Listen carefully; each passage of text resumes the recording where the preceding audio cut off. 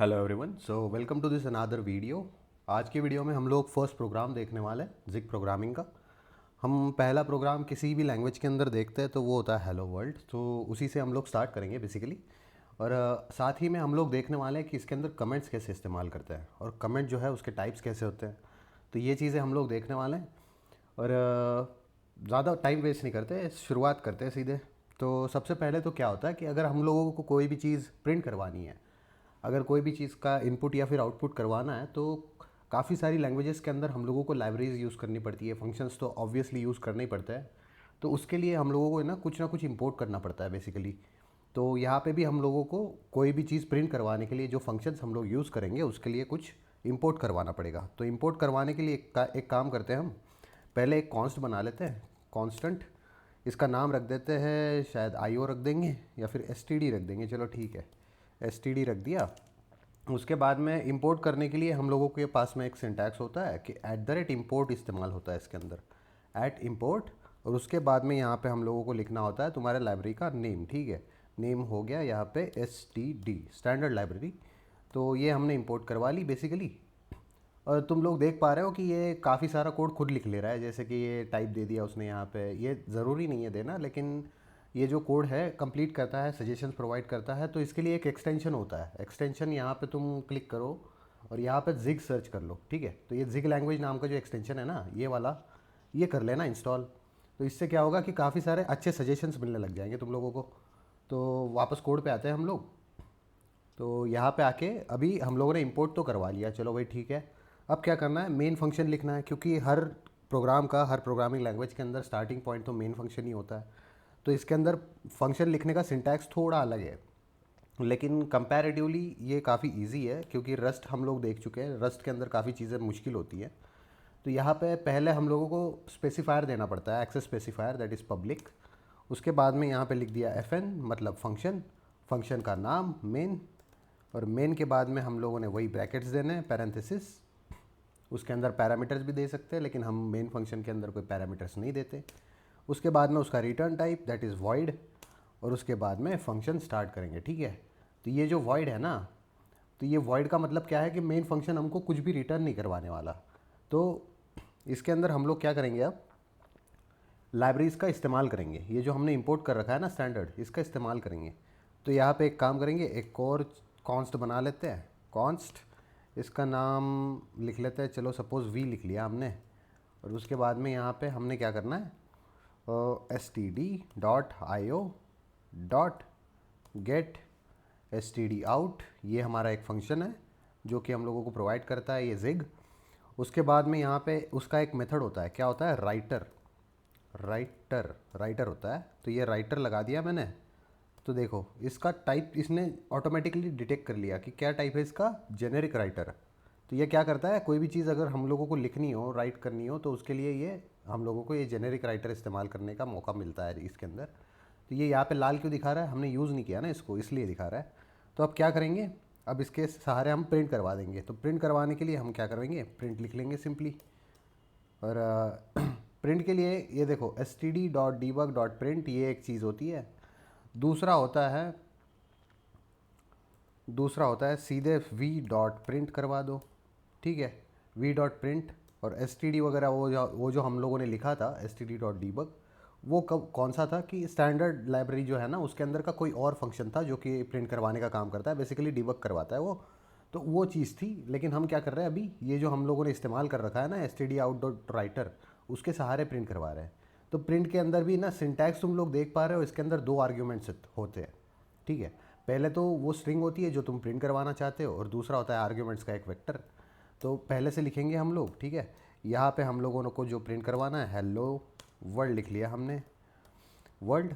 और उसके बाद में यहाँ पे कॉमा देके आर्ग्यूमेंट्स देने होते हैं। आर्ग्यूमेंट देना कंपलसरी है इसके अंदर। ठीक है, भले ही तुम कुछ इस्तेमाल नहीं कर रहे हो इसके अंदर, हम लोग अलग से कोई वेरिएबल यहाँ पे प्रिंट नहीं करवा रहे ना, लेकिन फिर भी उसको देना कंपलसरी है। अब हमारे पास में तो है नहीं, तो यहाँ पे क्या करोगे, एम्प्टी छोड़ दोगे। जी एम्प्टी नहीं छोड़ना है, ऐसे लिखना है। ठीक है, तो ये इसका मतलब क्या हो गया कि आर्ग्यूमेंट्स का जो वेक्टर है ना वो एम्प्टी है, तो तुम बस ये प्रिंट करवा दो। ठीक है, तो ये हो गया, v.print का इस्तेमाल कर लिया हमने। तो बेसिकली ये सब तो हो गया। लेकिन अब क्या होता है ना, कभी कभी जो हमारा std_out जो है ना, std_out मतलब जो इनपुट आउटपुट का स्ट्रीम होता है, कभी कभी वो अवेलेबल नहीं होता, कभी कभी उसमें एरर आ जाता है। क्यों आता है? क्योंकि वो ओपन नहीं हुआ, प्रॉपरली क्लोज नहीं हुआ, ऐसा हो सकता है, या फिर तुम लोगों ने यहाँ पे गलत वैल्यूज़ दे रखी है, कुछ भी एरर आ सकता है। तो एरर आता है तो उसके लिए हम लोगों को क्या करना पड़ता है, यहाँ पे लिखना पड़ेगा ट्राई। और ट्राई मतलब क्या, हम लोग एरर को हैंडल कर रहे हैं, ट्राई करो इसको एग्जीक्यूट करने का, ऐसा बोल रहे हैं। तो फंक्शन को, एक तो तुम्हारे पास में दो ऑप्शन आ जाते हैं यहाँ पे, एक तो कैच ब्लॉक लिखो, या फिर फंक्शन को पहले से बता दो कि भाई इसके अंदर एरर आने वाला है।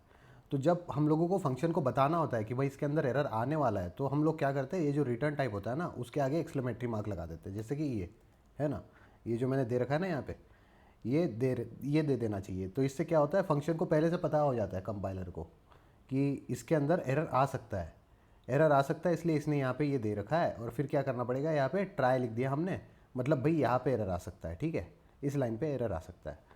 तो अब हमारा प्रोग्राम तो बन गया, अब इसको क्या करेंगे, सेव कर लेंगे हम लोग। सेव कर लिया, इसके बाद में एग्जीक्यूशन के लिए दो इंटरेस्टिंग चीज़ें पता चली है मुझे, मतलब बहुत फैंसी नहीं है, बहुत ही कॉमन है, लेकिन लेकिन फिर भी दो चीज़ें हैं जो कि बताने जैसी है।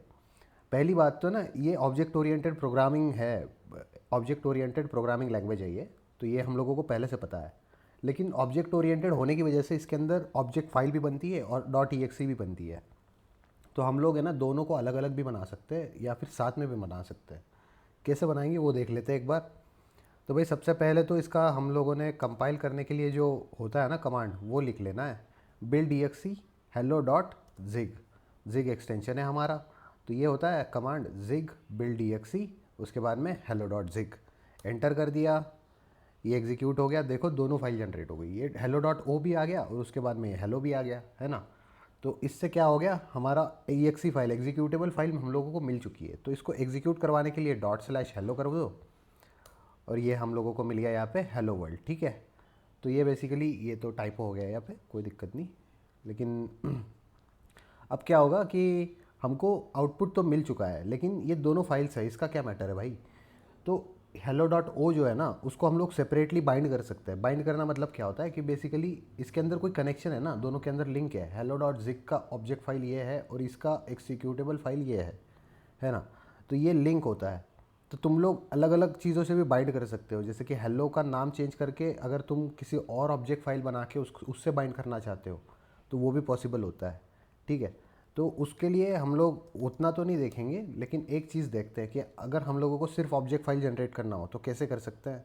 उसके लिए भी कमांड है zig, उसके बाद में बिल्ड exe की जगह पे लिख दो build build obj, that is object, और उसके बाद में zig फाइल, क्योंकि zig फाइल से ऑब्जेक्ट फाइल जनरेट होती है, ठीक है, इससे ऑब्जेक्ट फाइल जनरेट होगी। तो ये तुम लिख दो और एंटर कर दो। तो अब क्या होगा इससे, देखो यहाँ पे hello.o.o, मतलब एक और ऑब्जेक्ट फाइल आ गई। अब इसको क्या करना है तुम लोगों को, कि सपोज़ तुम्हारे पास में ऑब्जेक्ट फाइल दे रखी है और ऑब्जेक्ट फाइल से तुम लोगों को exe फाइल बनानी है, तो क्या कमांड होगी। तो उसके लिए कमांड होती है zig build exe, buildexe, और उसके बाद में ऑब्जेक्ट फाइल का नाम दे दो, ठीक है, hello.o.o, ठीक है, hello.o.o, इसका मैंने दे दिया, यहाँ पे एंटर कर दिया। तो इससे क्या हो गया, exe फाइल बन जाएगा, लेकिन exe ऑलरेडी बना हुआ है हमारा, कोई चेंजेस नहीं है उसके अंदर, इसलिए हम लोगों को एक ही exe फाइल मिला। मल्टीपल ऑब्जेक्ट्स फाइल बन सकती है, लेकिन तुम्हारा exe फाइल जो है एक ही रहेगा, ठीक है। ये हो गया तुम्हारा प्रोग्राम। एग्जीक्यूशन भी इसका हम लोगों ने देख लिया, ठीक है। अब इसके अंदर हम लोगों का देखना क्या रह गया, टाइप्स ऑफ कमेंट्स देखना रह गया। टाइप्स ऑफ कमेंट्स, इसके अंदर दो टाइप के कमेंट होते हैं बेसिकली। एक होता है document level comment, doc level comment भी बोलते हैं, और दूसरा होता है top level comment. Top level तो मतलब बस फैंसी नाम है, दूसरा कुछ नहीं है। एक तो जो होता है ना सिंपल कमेंट, वो भी इसके अंदर है, डबल लाइन मार दो और इसके बाद में जो भी डिस्क्रिप्शन लिखना है लिख दो, ये होता है कमेंट।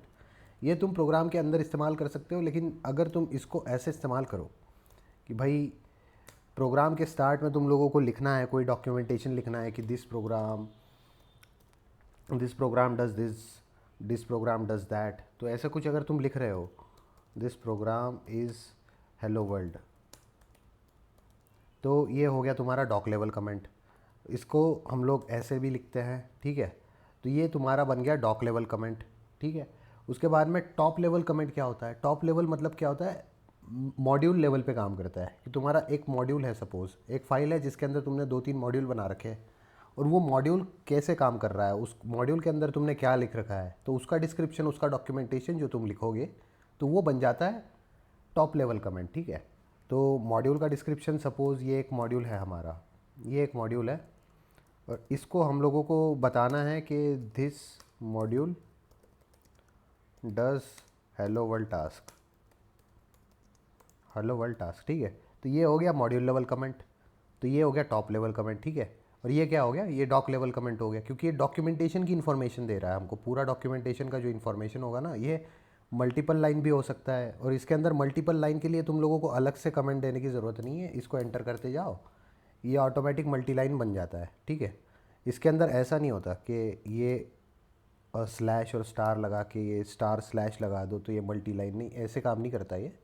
ठीक है, तो थोड़ा कमेंट का इसके अंदर चीज़ें अलग है, और ये अगर तुम लोग थोड़ा ढंग से इस्तेमाल नहीं करोगे, जैसे कि ये जो डॉक लेवल कमेंट है इसको तुम इसके अंदर देने की कोशिश करोगे तो ये एरर देगा। ठीक है, यहाँ पे देखो ये रेड लाइन दिखा रहा है, मतलब एरर दे रहा है। ठीक है, तो ये डबल लाइन लगा के यहाँ पे लिख सकते हो तुम, यहाँ पे डबल लाइन लगा के तुम कुछ भी लिख सकते हो, लेकिन डॉक लेवल कमेंट जो होगा वो यहाँ पे नहीं चलेगा।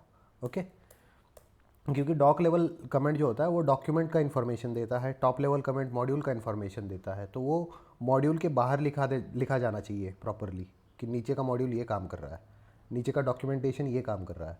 डॉक्यूमेंटेशन के प्रोग्राम के कोड के अंदर तुम वो कमेंट नहीं दे सकते। ठीक है, कोड के अंदर तुम क्या कोड एक्सप्लेन करना दिखा सकते हो कि this is a try line,